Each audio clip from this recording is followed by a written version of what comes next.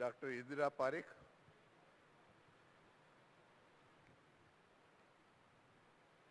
and Mr. Binayak Das. Please come on the dais.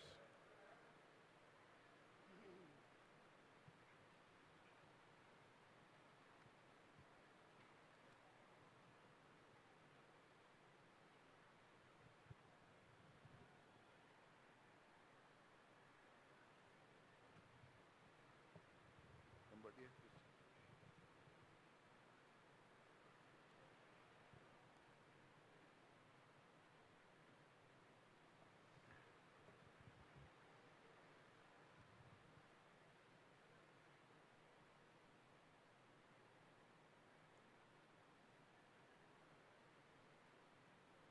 should help her.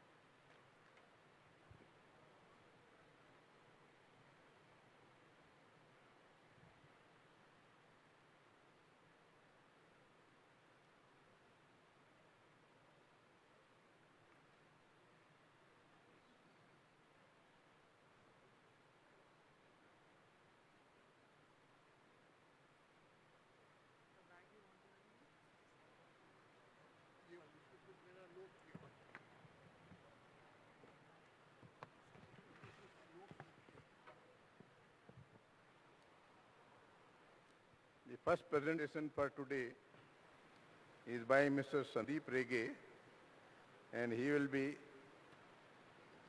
speaking on best foundry practices in Mahindra and Mahindra Foundry. He is a mechanical engineer with diploma in foundry technology.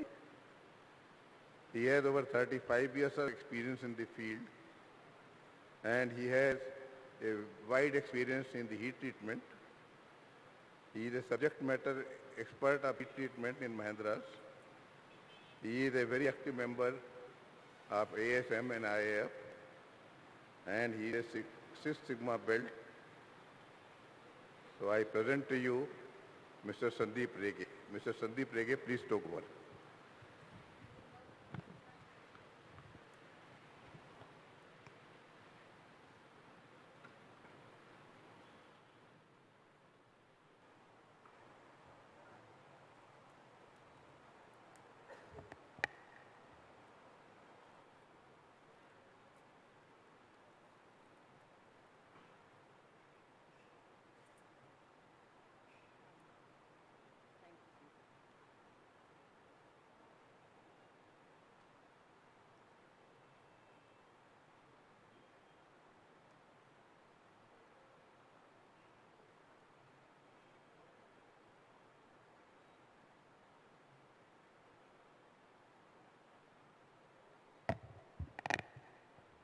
Good morning, respected juries, senior dignitaries of IFC.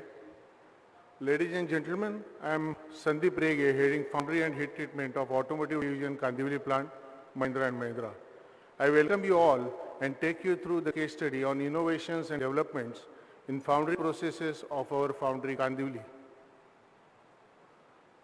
Before going to our innovation case studies, let's understand why innovation projects are important.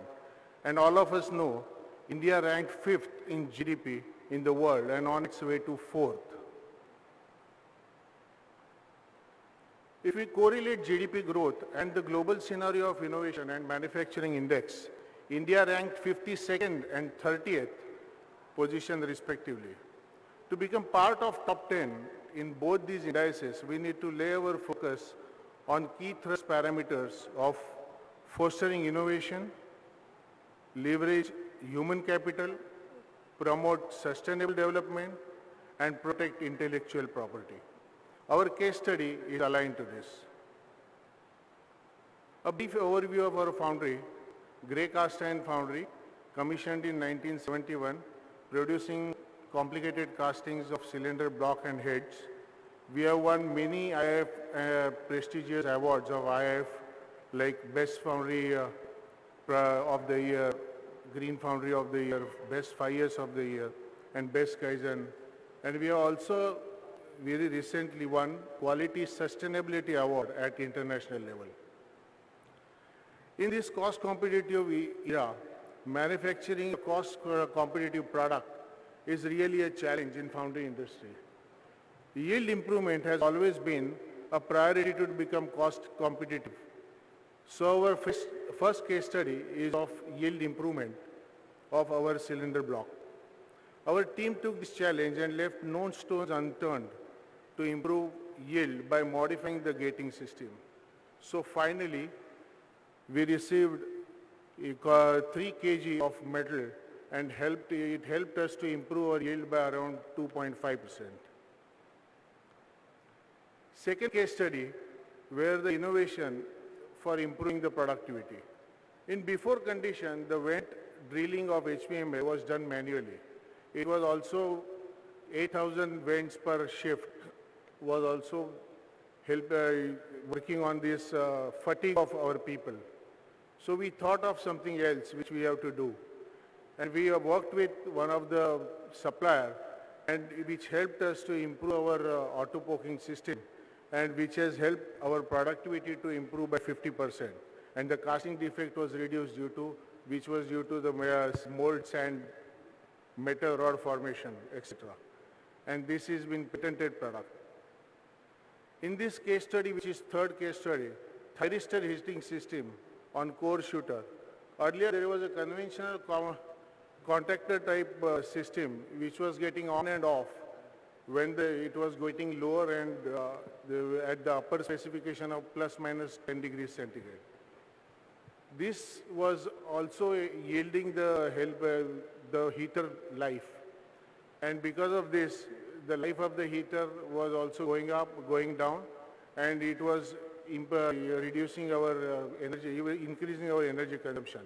To improve this, we did advanced electronic PID control system, which helped the die temperature to maintain between 5 to 5 degrees centigrade plus minus, which has also benefited in our improving the life of heaters.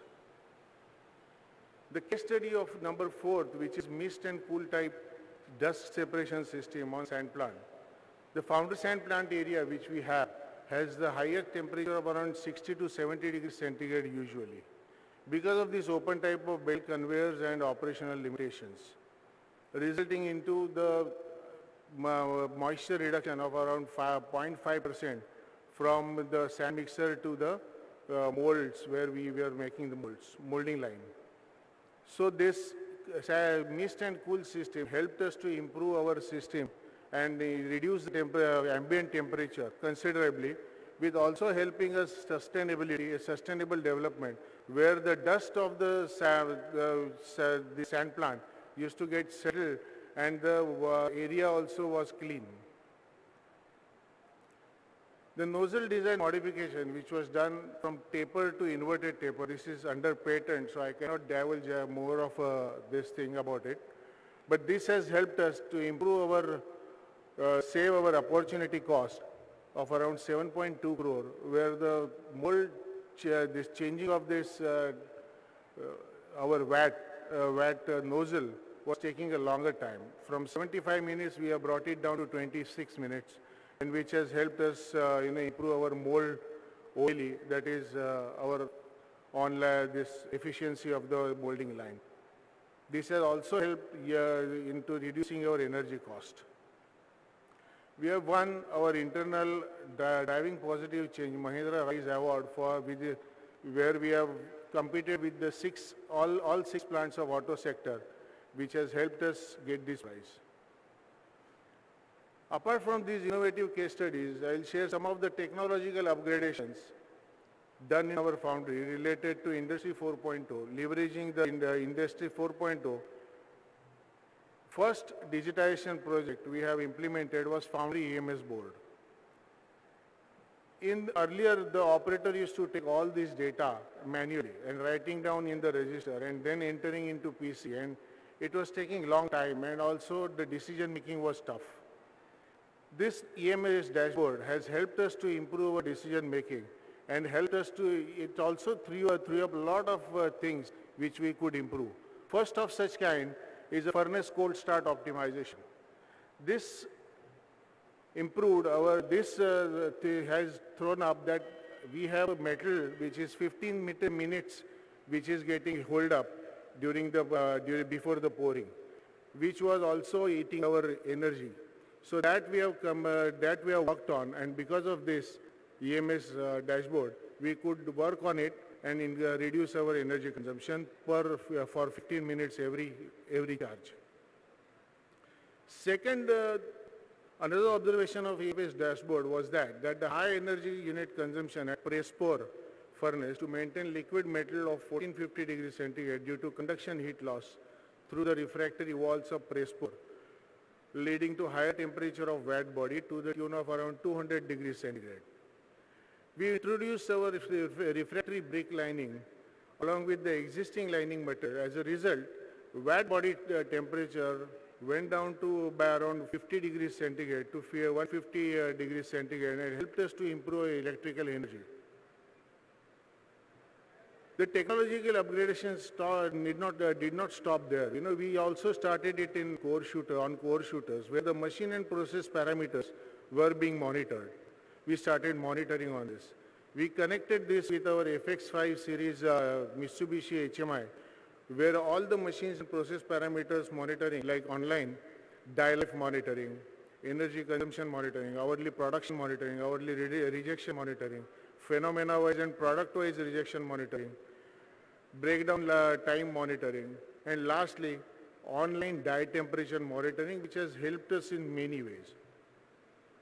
Under technological upgradations, we have also done frugal yet innovative low-cost automations. First of such kind is cylinder head core assembly dip painting machine with auto viscometer, which helped us to give the right viscosity of the deep core wash. Within say after 24 cycles, this machine automatically stops if the viscosity is not checked, and unless it is checked and registered and corrected, it doesn't start off. This is one of the this is also a patented system. Also, the second system is cylinder head core assembly auto drilling machine, where we have done wedge plug here or wedge plug of head core assembly were drilled and loose sand were cleaned manually. But now we have developed a low-cost automation machine which has improved our productivity considerably, which can drill and clean the sand automatically. Both the machines are under patent. Third machine is water jacket matching machine. If you see, before we used to blow the candles of water jacket cores was rubbed by some manually filing the cores, which we have done it through this machine, which has helped with the rotating motor, electric motors, which has helped our reduce our energy consumption. We have reduced our increased our productivity there. Fourth machine is for a tappet drilling and blow candle deburring machine. In blow candle deburring machine, it was getting rubbed through the manual 10-inch flat files.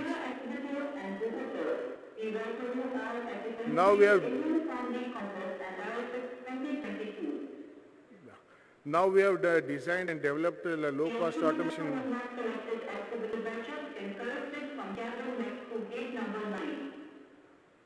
Low-cost.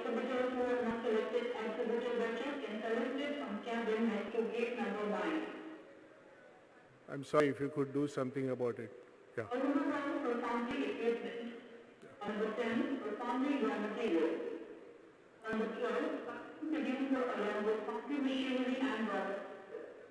Yeah. So LCA machine, which is in-house, we have developed, which rubs the blow candles and help with the help of grinding stone and simultaneously being drilled by pneumatic grinders, pneumatic cylinder. The third one is the sustainability. Under sustainability, we have used energy efficient products to improve energy productivity through different type of motors, IE3 motors, pumps, various type of fans, MLDL fans, ACs, lighting, LED lightings, and to improve renewable energy share through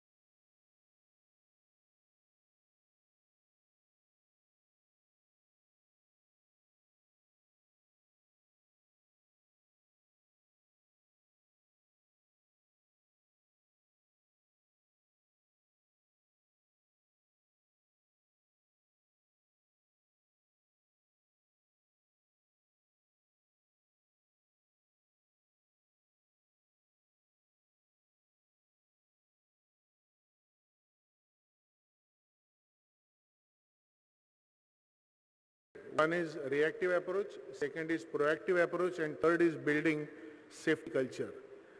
And this, with the inculcating of safety culture, working by total employee participation, focuses on continual training to gain knowledge and skill by individuals with the aim of achieving and sustaining zero injuries, encouraging participation in safety drive through reward and recognition systems as well. Employee engagement. Under employee engagement, apart from regular employee engagement activities and CSR activities, we have given special focus on skill development of employees. For the first time, we at M&M have started this new initiative of developing self-managed team leaders from the associates who are now managing the shop floors. For this, we have conducted specially designed exams for all associates. There are psychological tools which has helped us to improve, select the people. And the people who were selected were being trained at engineering colleges for their training, and then they're deploying on the shop floors. So this has helped immensely in also line managers' efficiency. Of course, with this, there were a lot of awards and accolades which Mahindra Foundry has received so far. And one of the major prestigious IIF, which is Foundry of the Year 2016.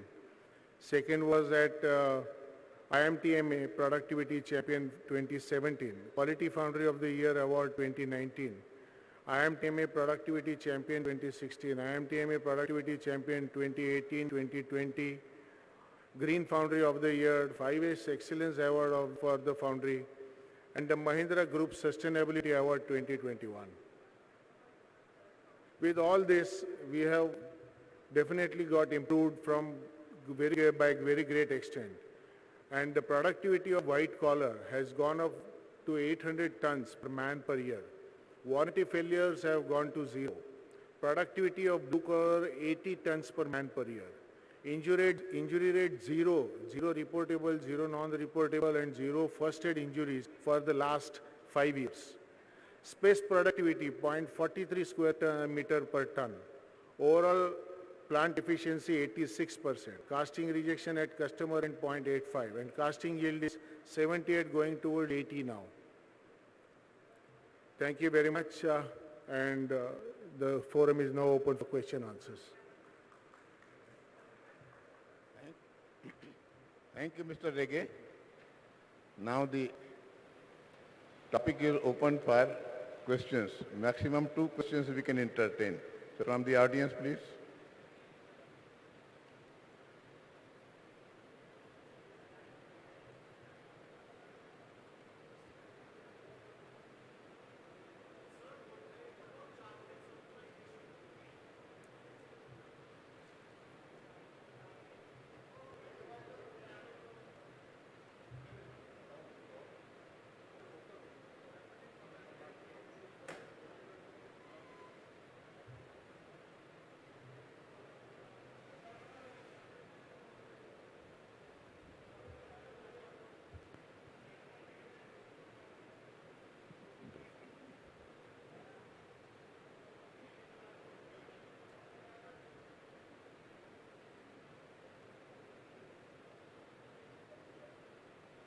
Hello.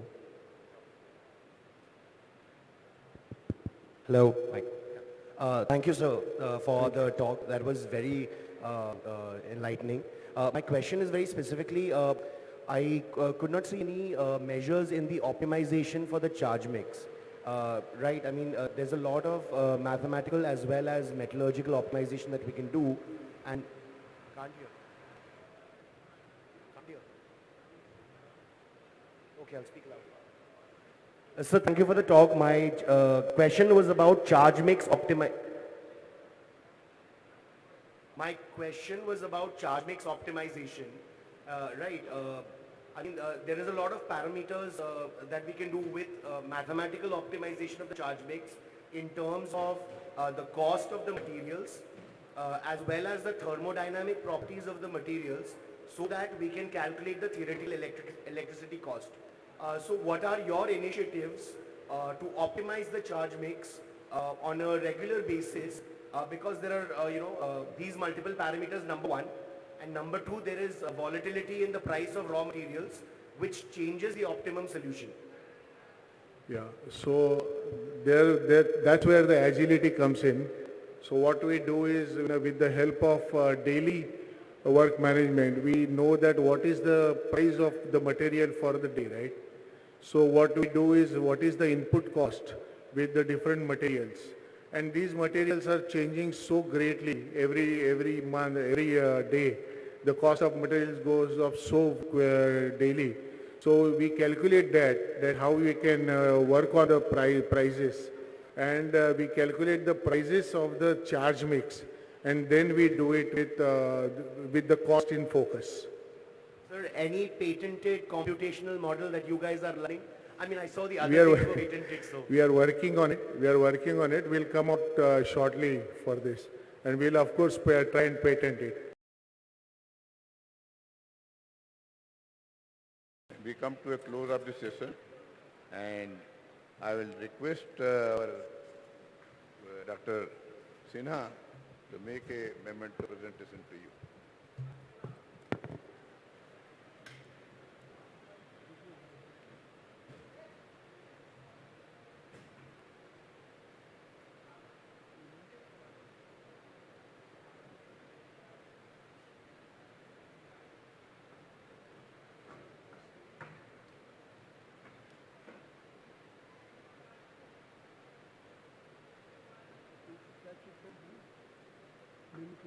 Momento.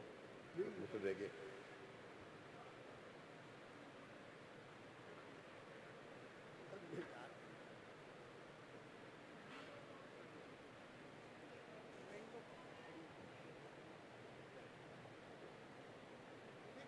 We can have one more question here. I think. Any more questions, please? Just one, I think we can do that. Actually, two ones. Now here we are, a memento for Mr. Regi.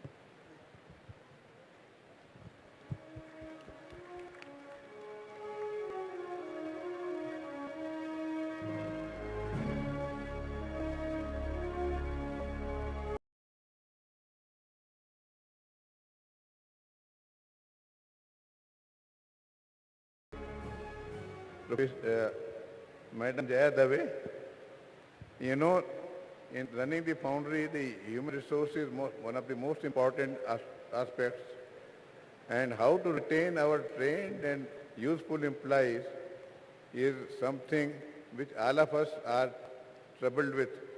So let us seek the opinion of and guidance of Mrs. Jaya Dave on this topic.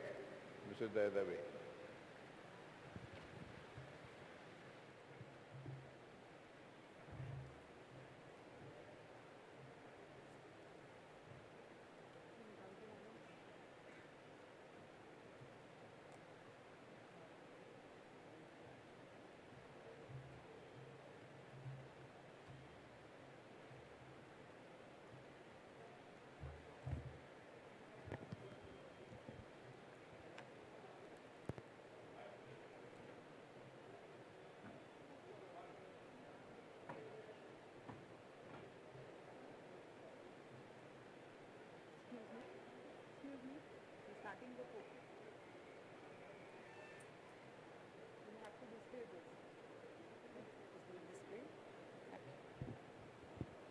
So very good afternoon to every one of you. Myself Jaya Dave. I have done my master's from Faculty of Social Work, Baroda, and I have done my post-graduation from XLRI, Jamshedpur. And I am working with Bhagwati Group of Foundries in Ahmedabad from 2009 onwards. So it's a great pleasure to be here in person for the IFEX event. Many congratulations to the IFEX team for successfully putting up this great event together. It's a matter of great pride and honor for me to represent my organization, and I would like to thank the chairman and the team for giving me this wonderful opportunity to share my views on this topic. This to me means that finally we as a foundry industry are recognizing the importance of HR function. Before we begin on the subject, it is important to understand the profile of foundry industry in India. We have as many as 5,000 foundries in India, out of which majority, that is more than 80%, are small scale and 10% each are mid-sized and large-scale foundries. Foundry industry provides direct employment to about 500,000 people in the country. The peculiarity of Indian foundries is its geographical clustering. There are 5 major clusters in India: Belgaum, Kolhapur, Jalandhar, Coimbatore, and Rajkot. And the market segments they cater to are also specific to the region. Against this background, one can easily understand the contradictions in the job opportunities available in the foundry industry, especially when we say that only 10% each are in the mid-size and the large-scale sector. See, in mid-size and large-scale foundries, which make up about only 10 to 15% of the total foundry, there is growing need for qualified, high-skilled employees who have exposure to use of IT, automation, robotics, best practices in health and safety, and environment, and so on. Mr. Ege, we just saw in Mr. Ege's lecture, the kind of skill level required even at the worker level, is tremendous.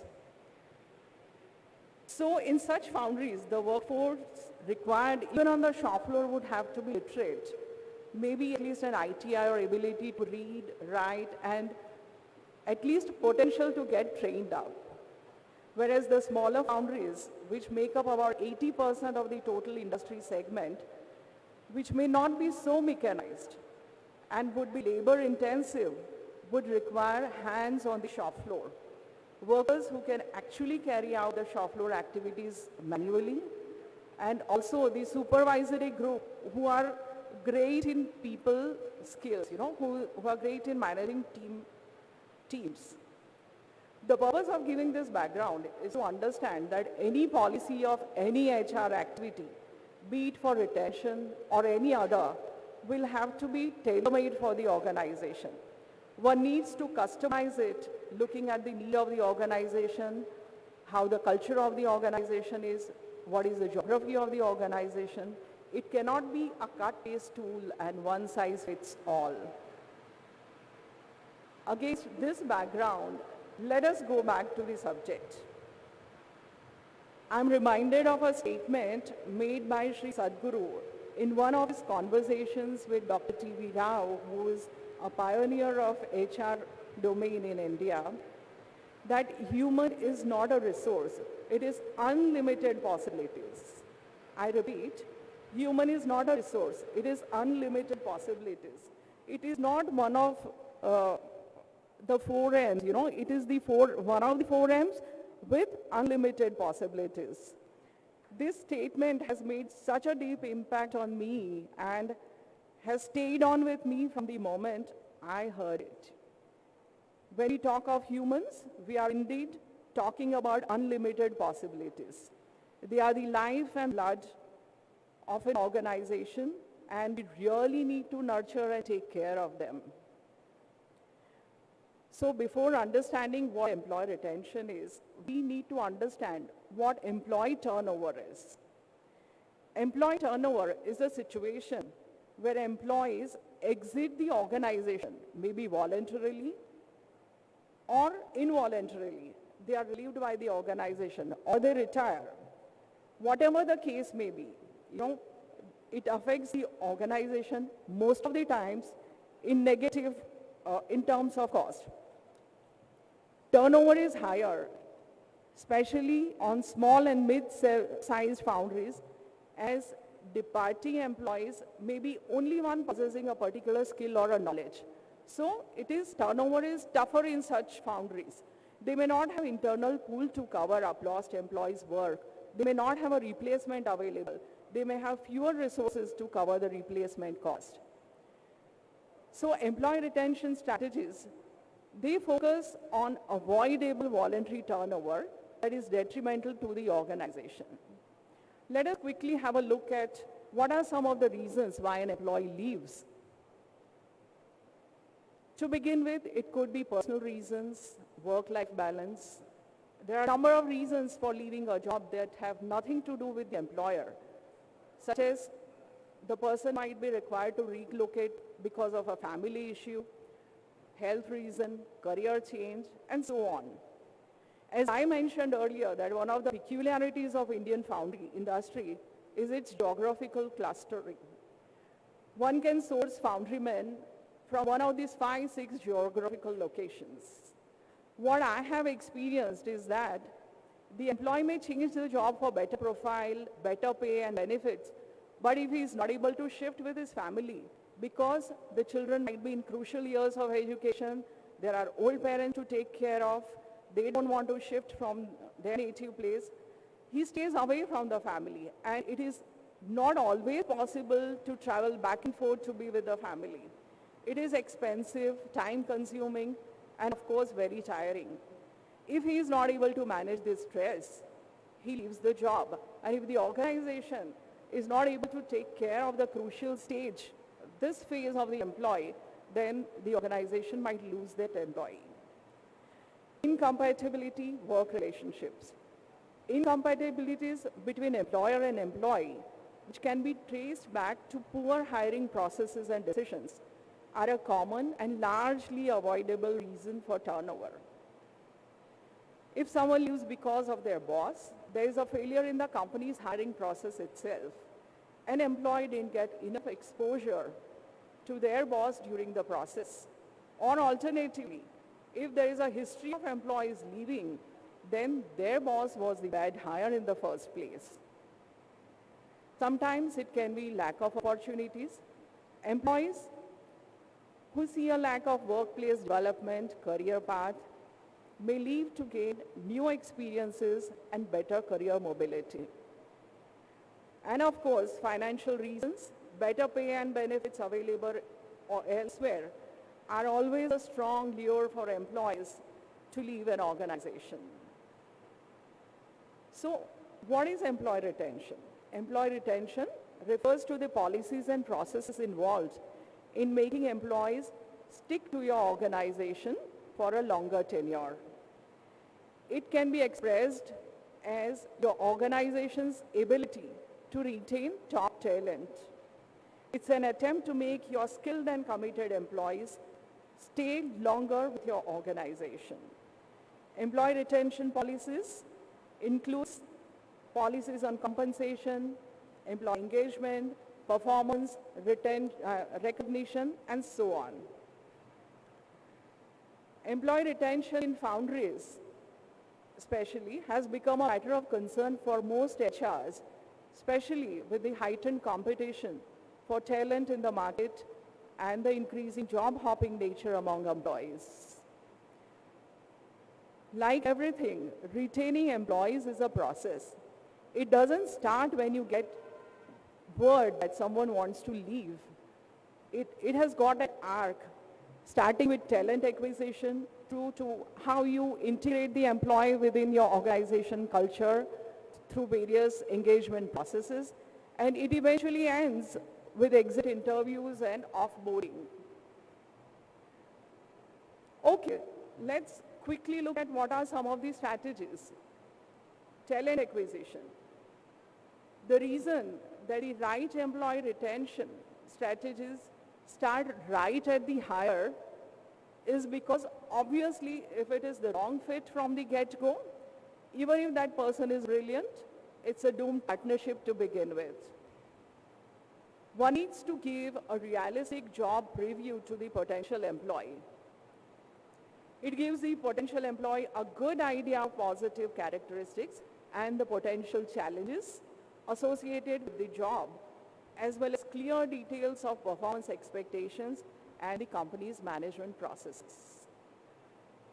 Research shows that potential employees with an RJP helps him or her to decide if the job is for him or not. It helps employees also adjust easily and quickly to the new work environment. It is also wise to assess how well the candidate fits with the job and the organization through an organization-specific fit check tool. You need to list out what are the competencies required for the position you are looking for. You need to have competency-based interviews. You need to spend time in interviewing the candidate. This time spent is worth because it will help you get the right fit for the organization. It will help you assess whether the candidate is the right fit or not. I've seen foundries getting the best from the industry, but still losing them too soon because they didn't assess what they really needed. They didn't need the best from the industry, but they needed the best fit for their organization. Referral rate is a rate leading indicator of retention. I myself source many candidates through reference. I've experienced that in our industry, hiring through referrals works out well in terms of right organizational fit and also long-term retention because the person who is referring knows the organization and the individual or the potential employee both. Okay, so now the employee has joined the company. You have got him on board. Now what? Next comes how well you integrate the employee in your organization culture. This process is called socialization. Very few foundries in the country have a systematic formal induction program for new hires. By this stage, the company has already invested in recruitment, selection of an employee. Losing an employee at this stage due to poor induction or no induction is a heavy cost to the organization. Good socialization practices would mean you have a structured onboarding and induction program.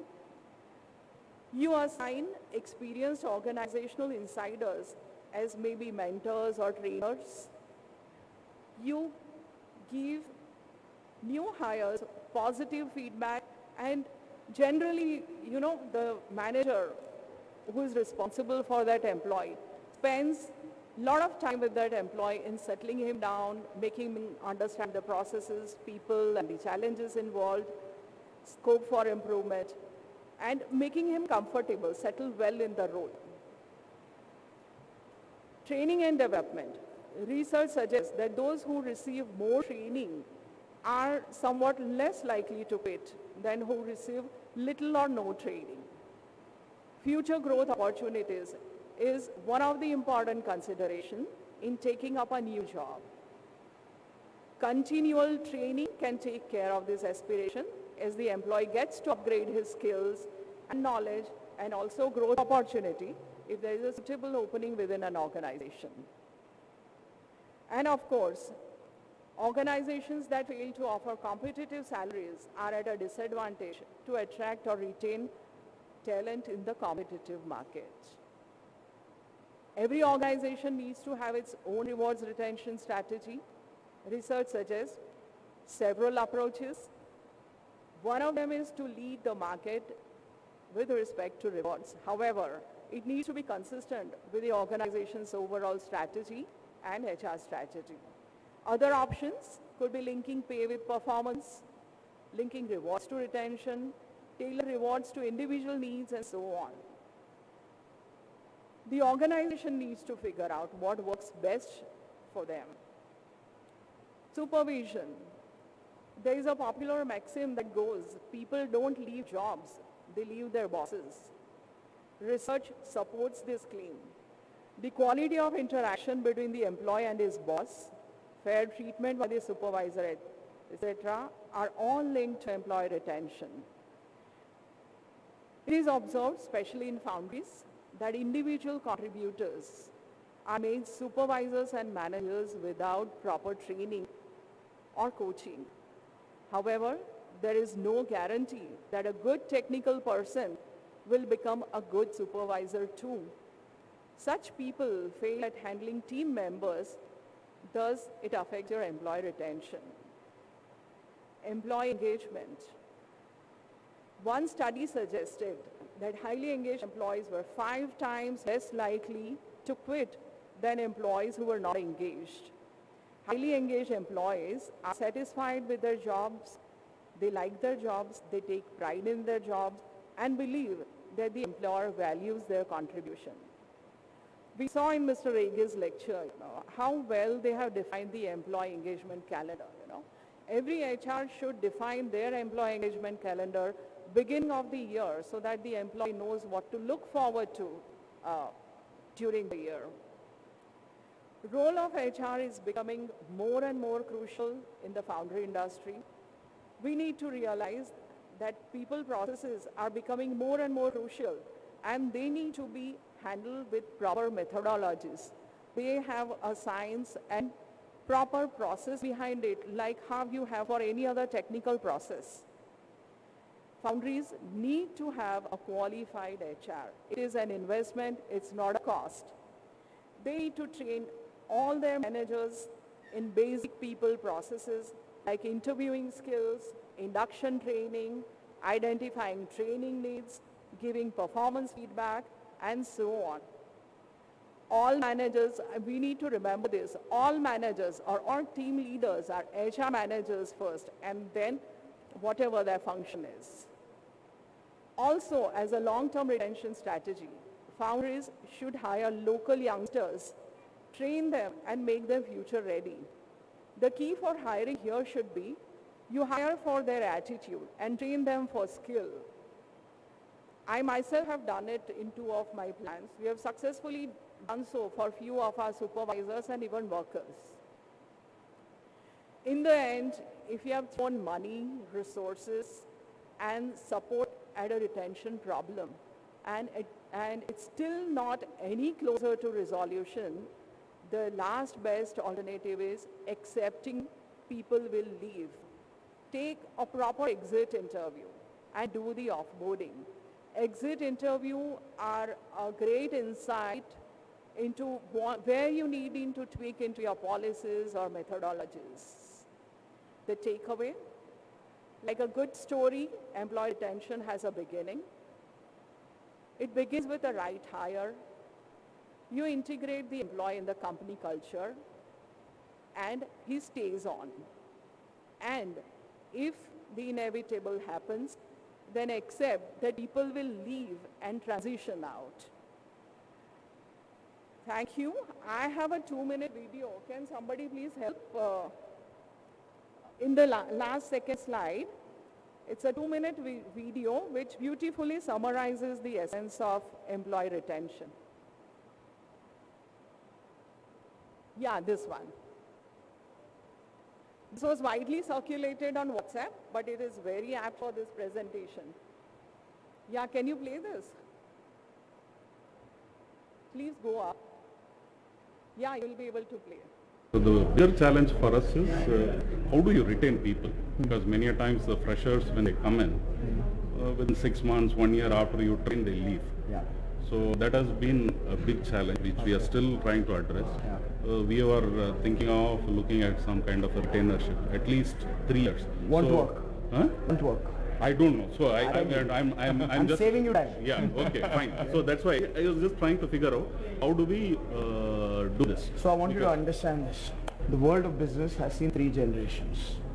The industrial revolution, the information revolution, and now we are in this revolution called the social revolution. Industrial revolution, people took a job for survival. They wanted basic necessity of roti, kapda, makan. So they went in and they worked in a workplace and they didn't leave that workplace even if the boss was abusive and even if the boss would physically beat them up, people would not leave. That was the era of boss is always right. Yeah. Because opportunities were less. Yeah. That is pretty much the grandparents of today's workforce. Then came the information revolution where all these IT companies, brands started building, and the workforce then came to work not for survival because their parents took care of survival. This workforce went to work for standoff living. Basically get a good enough salary to pay the house EMI, the car EMI, children's education loan. Pretty much your generation. You went to work for that, for standoff living. Absolutely. Yeah. Now in this generation, loyalty reduced. Now the truth is that loyalty never existed in the first place. Loyalty didn't exist, there was no option. This generation, information revolution, got option. If they got a better quality of workplace and they got a better pay, people would jump a job, right? Now this was the information revolution. Then came the third revolution. After 2008's recession, information revolution died. Today information is available for free. You can learn coding on YouTube. You don't have to, it's no longer a hidden knowledge. So, you need to understand, now we live in a digital revolution or a social revolution where everything is social. Which means today's workforce, they don't care about survival. Their grandparents took care of that. They don't care about standard of living. Their parents took care of that. Even the labor does not care about standard of living anymore because even labor has DTV and Tata Sky in their house. So if you'll say, I'll cut your pay, or if you'll say, I'll bind you with a contract, they will say, thank you so much, I'm finding another job. Today's workforce needs something else. They want quality of life, not standard of life. Standard of life, parents don't care. Today's workforce is thinking quality of life, which means quality of workplace, which means quality of job, quality of environment, quality of role, opportunity, learning and rewards, all of that. Unless you don't have a mechanism for that, you will always grapple with this retention challenge. See, the whole thing. Thank you. Thank you, madam. Friends, we don't have much time left for question and answer. Those who have questions may please write and send across to us and we will get it replied.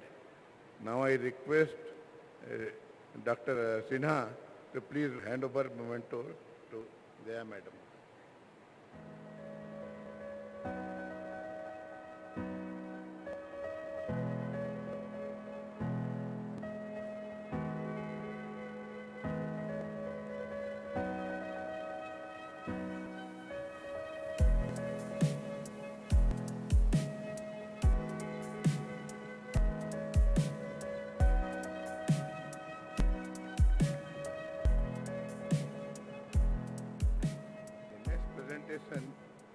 will be by Dr. Indra Parikh. She is the ex-dean of IIM Ahmedabad. She had a wide experience in teaching in various universities and has also been the teacher of M.Ed and other subjects all over the world. She has also worked as a teacher in France, and she will be sharing her experience and her knowledge about what we ought to be. So Dr. Indra Parikh, please. Namaste, everybody.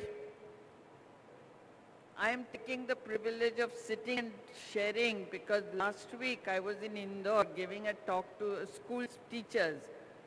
And after giving a talk, as I was coming down from the podium, I had a big fall. But I did not break any bones, but I was in bed rest for many days. So I've just come back and I've had problems with my legs, so I cannot walk properly and I cannot stand for too long. So I apologize for that.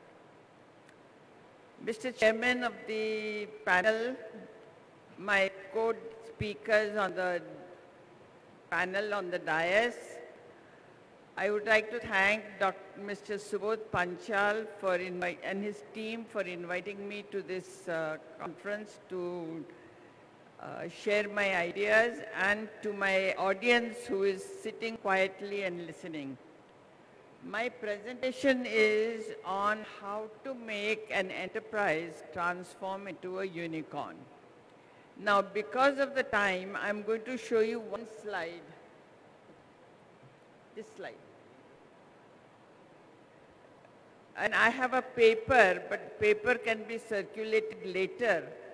But this slide will show you the journey of a unicorn, of an enterprise into a unicorn. You see, when I do my consulting with individuals and organizations, many times I ask the entrepreneur, how did you really start this? And most of the time they say it is by chance, it is by destiny, it is by luck. But I think that is just attributing it to everybody. When further I push people to speak of when did the idea come, when did the concept come, the idea has been simmering in their mind for some time because they don't want to be an employee, they want to have an own organization, they want to grow it into a very large industry, but they're afraid of starting with a big dream. So they start with an idea, start with a concept, and start with a few people. These people are employees, and they get intertwined like a family, which is the need of the hour for the organization or for the enterprise to start that way, so that the owner or the entrepreneur has direct access to everybody. The people have direct access to the entrepreneur, and the work goes on much faster, decisions get much faster. The environmental opportunities are many, so they start responding. And very soon they start to grow, and the company or the enterprise grows into a bigger enterprise. And then by the time they discover that they have grown to such an extent, it is already a decade gone over. Now is the time to take a pause, to reflect and to review where the enterprise is, where the people are, where the entrepreneur is. But this doesn't happen. The environment keeps them giving them orders, and the entrepreneur keeps filling the orders and keep growing. And at some point of time, they get really stuck because the individuals, the employees, have reached their level of competence. They've reached their level of understanding their roles and responsibilities. And the entrepreneur is really stuck into a father figure or an uncle figure or an elder brother figure. And the whole organization becomes like a family. And therefore, all the pathology and dysfunctionalities of the family starts to creep in the organization. The workers will ask for more leave, they will ask for more benefits, they will ask for this, they will ask for... And the entrepreneur has trained himself, or the employees has trained him to become an appeasement policy. So he starts giving in. And eventually comes a time when the organization stops growing. Decisions get delayed. The workers, employees don't do anything. They don't take initiative. They don't really take any decision when they can do so, but wait for the an entrepreneur to give them a decision so they don't have to take the blame. So if you look at the figure,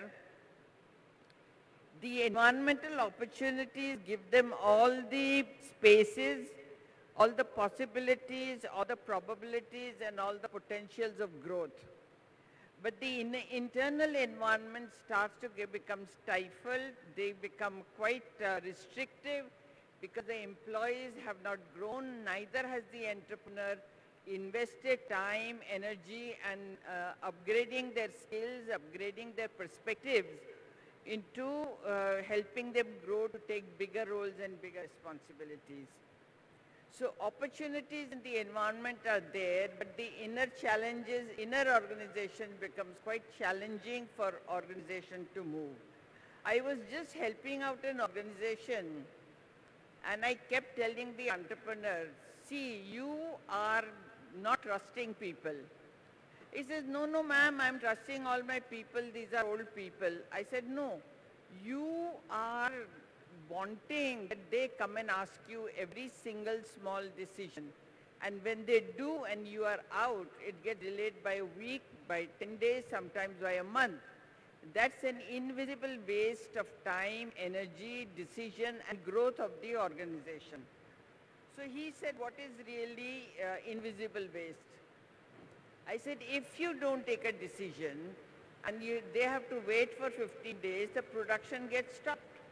Now that 15 days production cannot be made up in another 1 day or so.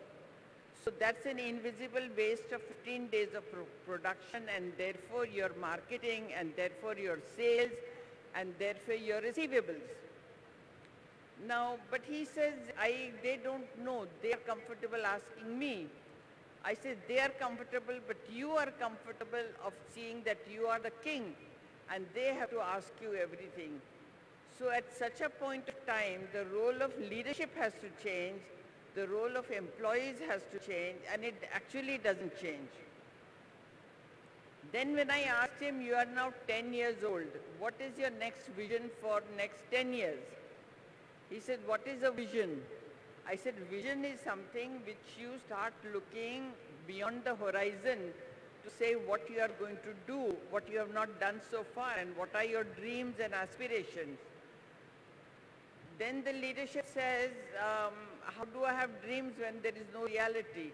I said, dreams can only become real if you make it real. Now, this organization, I've been having a dialogue for about now 1 year. Very difficult to move them.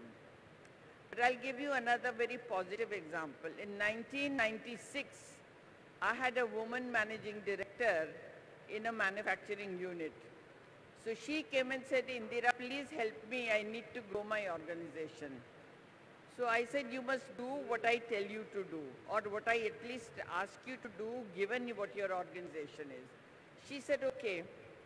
Now, after 15 years, her organization grew to 250 crores, and now they are moving towards 500 crores. Now, this is because of the employees, because of the leadership, and employees need to be trained in understanding how to work in a medium-sized organization and not a small-sized organization. How many of the employees can take a leadership role? So you have to do an assessment. So I did an assessment of the 30, 40 people and identified 5 people who could be given leadership roles, and they actually did very well. And they also outgrew the organization and they left the organization, and our previous speaker was talking about how to retain the employees. But these employees needed to leave for them to grow. If they had to stay, then the organization had to grow. but the organization got stuck at about 250 crores, and the people who left went and became managing directors of much larger organizations. So there is a drive in the people, and unless the organization can fulfill their drive, their aspiration, their ambition, grow into bigger and bigger role responsibilities, it doesn't help. Then once you have a vision, then you need to have strategic thinking. Then the top management or the senior group of people need to sit down and do strategizing as to what kind of policies, what kind of systems of appraisal, what kind of systems of appraisal they will design to see where the managers are moving. And there are lots of such assessment scales which tells you what are the potentials of the individuals, how far they can go, and how capable they are, and how competent they are, and how their competencies can be increased. For example, I just met a person from Mahindra's. I had done work for them from 1996 to 2005. I had done 47 workshops for them. Now, in the first workshop, I had asked, what are your issues? And all the issues which came out were of grievances. हमको पैसा नहीं है, हमको ये नहीं है, चाय ठंडी है, खाना ठंडा है, वगैरह वगैरह. All the issues which were not related to the their tasks or to their responsibilities. Now, by the time we came to the fifth workshop, all the issues which they focused was माल नहीं आता है time पे, the boss takes a long time to take a decision. All the issues were related to the organization. Then after the strategy and after the vision, they need to have the values of upgrading the responsibility and taking self-level responsibility of what they should be doing. And the structure needs to be designed, because many times the structure is the issue, because if the structure is not designed properly, then there are problems in the people which cannot be managed by people.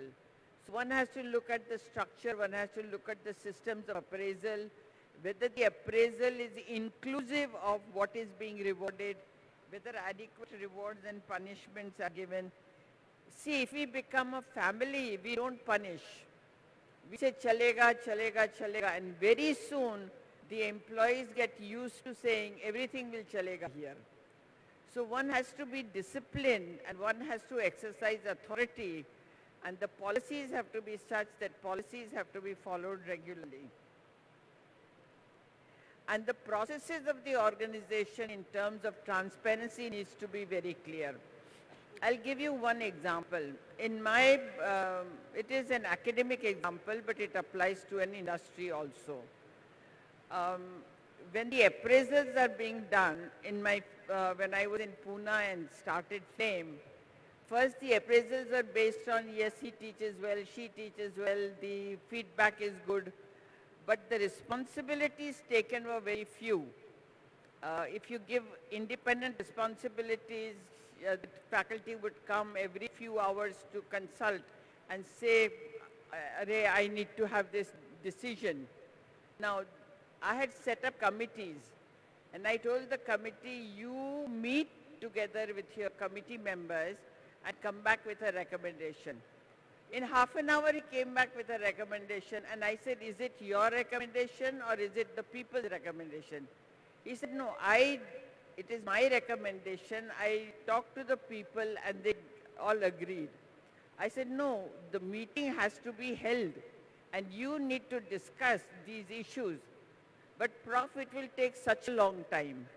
I said, of course it will take a long time, but we want to develop a culture of the institution where faculty is participative and faculty is taking involved in decision making. So he went back and then came back and said, this is the decision. I said, this is not a decision, this is only a recommendation which the executive committee will discuss and then implement if it seems institutionally correct. So all these processes need to be clear in an enterprise so that the enterprise built itself a culture of excellence and a culture of growth and a culture of people taking responsibilities for their own growth. So training programs people don't like because they said we know everything, but actually they don't. And when they do come to a training program or a managerial effectiveness program, they realize how much they don't know. So if you want to make an enterprise a unicorn organization, you have to look at financial systems, you have to look at the leadership, you have to look at the employees, and you have to make a kind of a community in the enterprise which works to its very best effectiveness. Now I think I have 3-4 minutes left, so I will end with a story, and I love telling stories. Because until I got married, my bua used to tell us stories because there were 17 children in the family. So there was always a young child who would be told stories. Now this is not from her, but this is from a friend of mine who wrote a story called A Mountain Who Loved a Bird. The story goes something like this, that once upon a time, far, far from here, but just around the corner, and long, long time ago, but just yesterday, was a land. And the land stretched for miles and miles and miles. The sad part was nothing grew on this land. In the middle of this land was a great, mighty, majestic mountain. And the sad part was, mountain was a bald mountain. Nothing grew on it. It had been there for centuries and centuries and millenniums, but nothing grew on this land. The rains would fall, the sun would shine, the winds would blow, and the days and years would go rolling by. Once in a while, the mountain would see some black specks in the sky come from this side and go to that side. So the mountain would wonder what they were, but then forget about it because it had lived like that for ages and ages and ages. One fine day, as the mountain was witnessing these black specks going from one direction to another, a very strange thing happened. A very tiny, tiny black speck started to float down the skies. And after some time, it plonked on the mountain. Mountain did not know what had happened. Nothing like this had ever happened to it. So then a very tiny, squeaky voice came out. Mr. Mountain, can I build a shelter? Can I take shelter here? I'm going from one direction to another direction. My wings have been managed. I need some shelter. Mountain did not know what to do. So he shouted in his gruff voice, oh, you may, because he did not know what else to do. Then the blackbird, it was a blackbird, so she introduced herself and said, I'm a blackbird. I'm migrating from one place to another. And then she talked about all the lands she had seen, the water, the mountains, the hills, the two-legged creatures, the four-legged creatures, the schools, the temples, the colleges, the mandirs, the mosques. She told the mountain everything. And 3 days passed. And the little bird said, Mr. Mountain, thank you so much for giving me shelter. Now I must go. Now Mr. Mountain was so absorbed in his listening to the bird. He says, why must you go? Why don't you stay? And the bird said, go I must, for if I stay, I would die. But the mountain pleaded and the mountain begged, and the little bird said, Mr. Mountain, you've been very good to me. So what I will do is, I will ask my eldest daughter in her next journey to come and visit you. For she said, the lives of birds are very small, so I'm not sure how long I will survive. And then it went on, the eldest daughter of the eldest daughter of the eldest daughter, the friend bird, visited the mountains. After several such generations, the bird was leaving again. And this time the mountain pleaded and begged and pleaded. But the bird says, go I must, for if I stay, I would die, because there was no shelter there. And the bird said, I will come next year, and flew away. the mountain was so sad, it felt so bad that out of his huge mountain body, a huge tear flowed out. And the tears started going into the crevices of the mountain, in which lay the droppings of many generations of the bird. Then came the rains, and then came the sunshine, and one fine morning, the mountain woke up feeling very, very strange. For across its mountain, a whole tiny, tiny sprouts had come out. And then came the seasons changed, and the rains came, and the sunshine came, and the winds blew. And over a number of years, the whole mountain was covered with small shrubs, to small plants, to small trees, to giant trees. And the whole mountain was covered with the forest. Then one day, when it was time for the bird to come, this time, not one, not two, hundreds and thousands of birds with a cacophony of sound landed on the mountain and said, Mr. Mountain, now we are here to stay. We will build our nests, rear our children here, and now you will not ever feel lonely again. The moral of the story is, if an enterprise has to become an institution, and as our previous speaker said, retain people, then we have to create an environment within the organization where people will stay, where people will flourish, and people will grow. It is the need of the country today to have small enterprises which will recruit more people, and India has the best knowledge of being entrepreneurs and creating small enterprises and making them into unicorns. So those of you who are starting your organizations, I would say please make it into a unicorn to be proud of, and unicorn across the country, and to be able to recruit lots of people to make the country grow into the real potentials the country has. Thank you very much, and God bless everybody.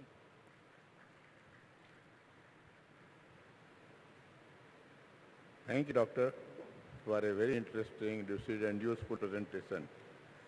May I request Dr. Singh to please present a memento to Dr. Indra Parikh.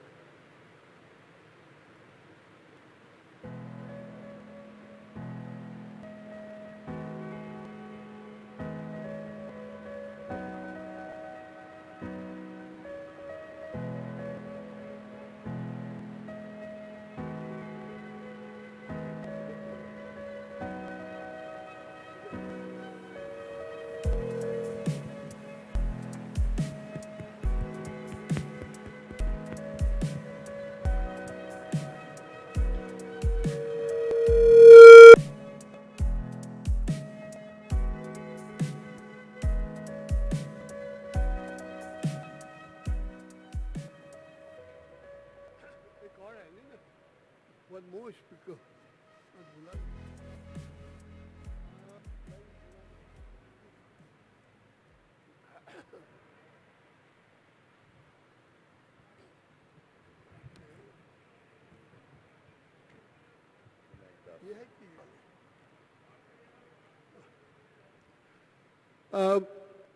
Can I call now Mr. Vinayak Das from Elkem, please? Mr. Vinayak Das?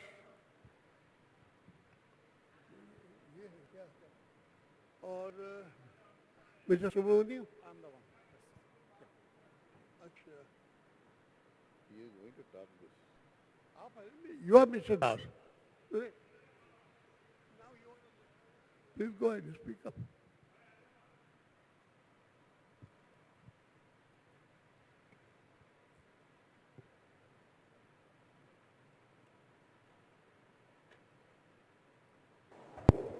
Am I audible? So, that's not my name.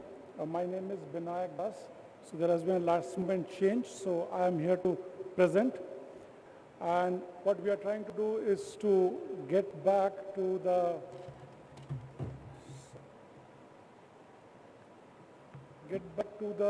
pandemic time, a little bit of it. I will try to find out what exactly are the learnings and how organization can learn from it.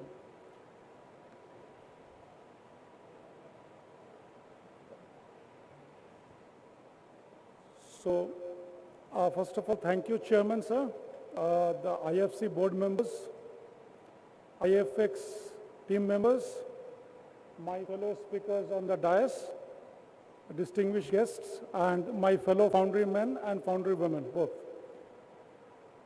So, I'm going to talk about how to face challenges arising out of pandemics. Now, during the COVID times, there has been a lot of changes happened across the globe, and we are not even aware of it. But the thing is that these changes which happened, this was never heard by the current generation. And it became to such a unimaginable proportion, and we had a very less time to prepare ourselves. And we all know that the impact is still going on, and it is going to continue for some more time. And now some of us decided that to call it as a new normal. We said this is the new normal of our lives. But I still feel that the new normal setting up is still not done. The things are going to change. Some changes which we are going to like, some which we are not going to like. But the bottom line is that whatever is the feeling which you have, we can still find some opportunities out of it.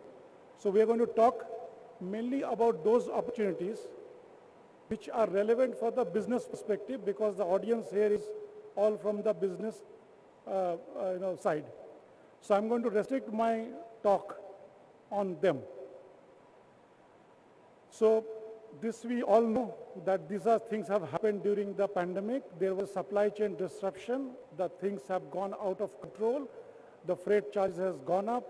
The critical raw materials was not coming. People were not in the foundry working full time on every end of the industry.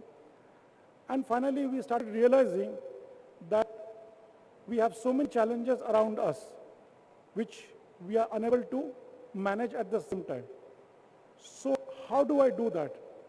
How do I make sure that in my organization, if similar things are currently coming up, and how do I prepare myself in the coming times so that my organization, my people, my company doesn't get, or maybe least get impacted on top of that. So with that thought, we said, let us try first with people who are in the front of the customers. And those are people from the sales and marketing background. Now, they are the front side of the customers, and we all know what kind of challenges they face whenever they are meeting customers. But I feel, as my personal opinion, and these are all my personal opinion, I still feel that any frontline sales and marketing team has three major jobs to keep. One is to keep serving your existing customers through uninterrupted supplies. And the supply word is coming because of the pandemic. So all these points are taken with the context of the pandemic in mind. Secondly is to continue to nurture the existing business relation which you already have. And how do you participate in the new projects? That means how do you enhance or how do you increase the association which is already with them? Now, during this pandemic time, these were very tough for everyone to do. But overall, what is said is that the customer needs to be serviced and retained by offering something which others can't give, which is purely on the supply security. Because in a global disruption, getting the key input raw material or any other raw material is the paramount importance of any industry which run 24/7, 365 days in a year. And that is something which will make sure that every one of us will make the customer delighted by end of doing such practices. And when you help the customers, and the customers can be anyone, you will delight them, you will make sure that the relationship, the bond becomes stronger, and you become a first choice on all their new projects. So these are the couple of pointers. If implemented properly, they will be able to help you to sail it through these difficult times. So my couple of mantra for the sales team is, which is on the screen, that please hold on to your key accounts, keep servicing their regular requirements. And of course, you keep providing them value-added services, which is like a new grades or a technical know-how, technology, just to make sure that they keep an edge over their competitors. And when I say they, means our customers have an edge over other competitors and they have a better position in the marketplace. So this is something which is very, very crucial for them.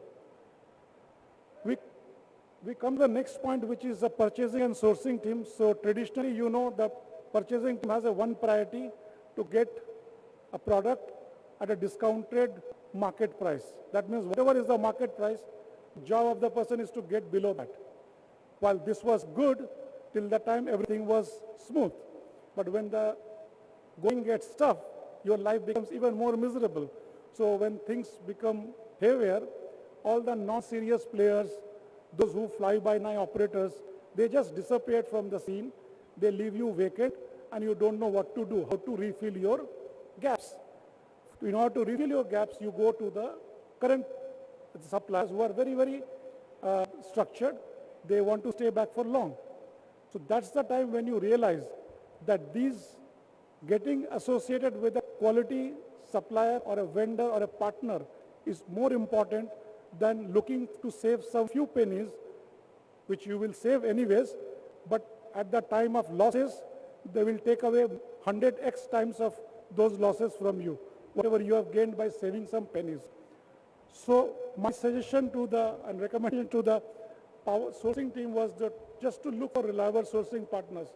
Don't go after too much of saving some pennies, and finally you are entrapping yourself into a much bigger mess. We have seen them during the initial days of COVID and second wave of the COVID. We helped a lot of them. But in order to make ourselves learn from these experiences, we should avoid doing that. Again, everything isn't going up. The finance has a big problem. How to manage the working capital? Suddenly my prices are going up twice, thrice. So with the same amount of capital, I am buying now 1/3 of the raw material. So what do I do? So either I increase the payment term of the existing customers or I do something else. But I will still say that there are much other ways to improve your cash flows. And those cash flows can be done. Some of the observations are written here, but these are only indicative from our perspective that these can be a good pointer and you can build on them. You can build on these pointers to make sure that you can still manage your cash flow in a healthier way rather than leaving it unattended and making it even worse for all of us. Again, same is production. Production's job is to produce quality product at a cost-effective solution and a good quality product. That's the job. And they can do it, which is a very common thing in industry, is to keep improving on your process control. So that it has to be a continuous process. We cannot say that we are now fully improved and I don't do anything. Pandemic has taught us that there is always a scope of improvement over whatever we have done yesterday. I can still improve on it. So this is something which is there, and these improvements don't happen from the top, which means the top cannot drive those improvements. They can only guide, they can only give a vision, but finally everything comes from the bottom. So if the people down the line in the shop floor or in the production, in the operations, in the maintenance, if they are not aligned to your thinking that they have to improve in whatever they do, reduce waste, that will not be taking very far. So that is something which is a production people has to do. Something on human resources. I heard my earlier speaker talking about human resources in that, and I have some of my points which are a little bit of on a very hard note. And basically I started looking after, I'm thinking that the human resources, they still give too much of weightage on the qualification of the candidate and the competencies, what they articulate in the, at the time of job interview. What I will say that those days are, I'm not sure whether it will come back, but now you have to look for candidates who are good at multitasking, those who are innovative, that means they will continuously improve, and at the same time they should be self-inspired. Like this inspiration has to come from inside. I cannot. But I don't expect everyone to be self-inspired, but at least key people, if they are self-inspired in their key position, they are good enough to drive any organization. And that is something which is very, very important. And secondly, upgrading the employee skill is a continuous thing. It should not be left to a part of an annual exercise once in a year or twice in a year. So it has to be a continuous process. Now, since most of my audiences are owners, partners, or directors of their own company, they know much better than us than how to manage resources. And they have been doing it for so many years.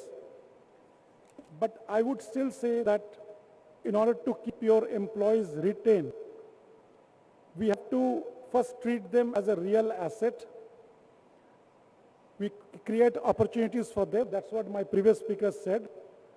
Empower them. And when I say empower them, in true sense, I think Dr. Parikh said also, empowering is not there. And once you do, I think these three pieces, they'll be able to deliver beyond your imagination.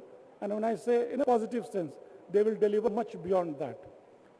So if I have to conclude my thought, then I again go back to the previous one, which is that the change is going to happen. And we have to learn a lesson from it. As an individual, it is our choice to leverage the experience and prepare ourselves for the same. And as a famous history said, that if I don't learn from the history, then very soon the history will repeat itself. So it's right time that we learn from the history, make suitable corrections, understand our limitation, understand what opportunities are in the front of us, and we go ahead.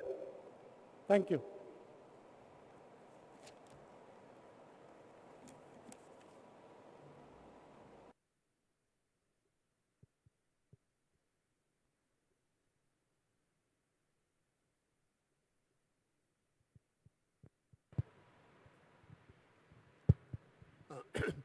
Gentlemen, if you have any questions, please.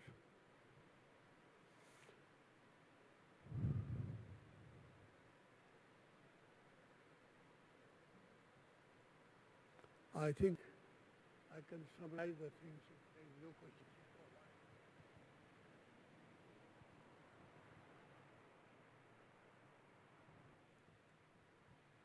Dr. Sinha will present the memento to Mr. Binayak Das, please.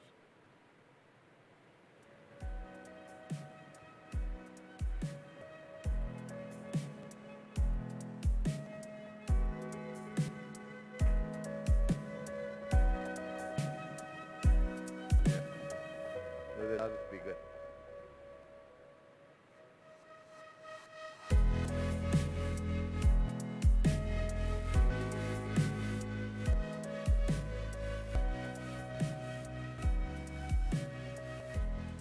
Other than on that,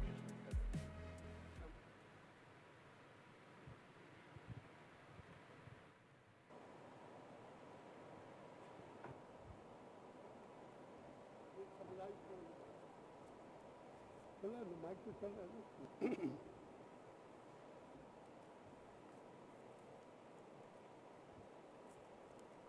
Friends, we are very fortunate to have the learned and experienced people today like Mr. Rigi, Madam Jaya Dave, Professor Parikh, and Mr. Das. They have shared their experience with us, and we are enriched and enlightened. There are a lot of things that's happening today, and we are very lucky. We got this chair here, Muni.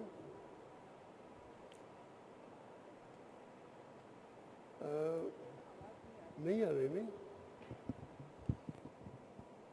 Oh. Right. Mr. Regi, you know, he talked about the foundry machinery, dyes, correct temperature, and so on. And then going on to Madam Jaya, she told us how the MSME units, exports, and other things that having in the cluster development areas. Then we come to Madam Parikh. She explain the women folk of India, how, their work processing developed from 80 to 90 onwards. And then finally we came to our Mr. Das from LCAM, who summarized the whole thing. Under this post-pandemic conditions, how do we meet the customers and their requirement? And he enumerated everything down, working, buying, selling, choosing the suppliers and so on. So I thank all of my speakers, and we are very obliged. Thank you, everybody.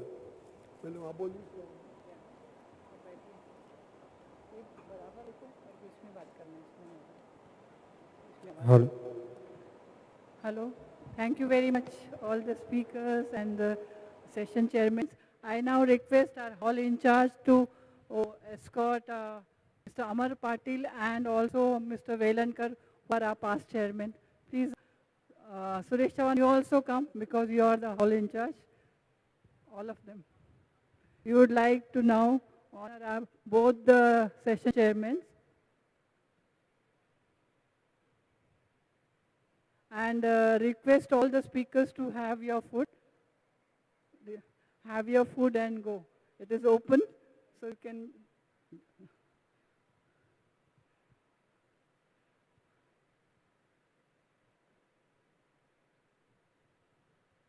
Mr. Amar Patil, Foundry Head of Mahindra & Mahindra, please.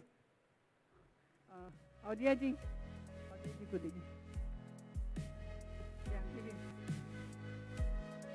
NPC na, he'll be.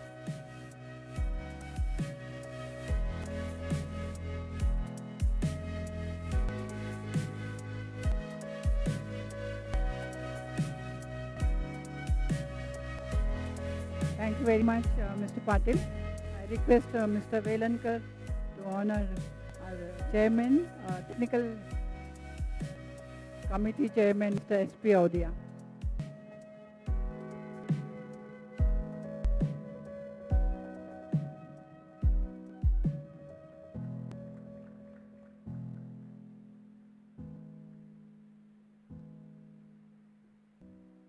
Thank you very much. The food counter lunch is open. Please, everybody can go to the lunch area and have your food. All the speakers are invited for the lunch. Yeah. Thank you very much, everyone.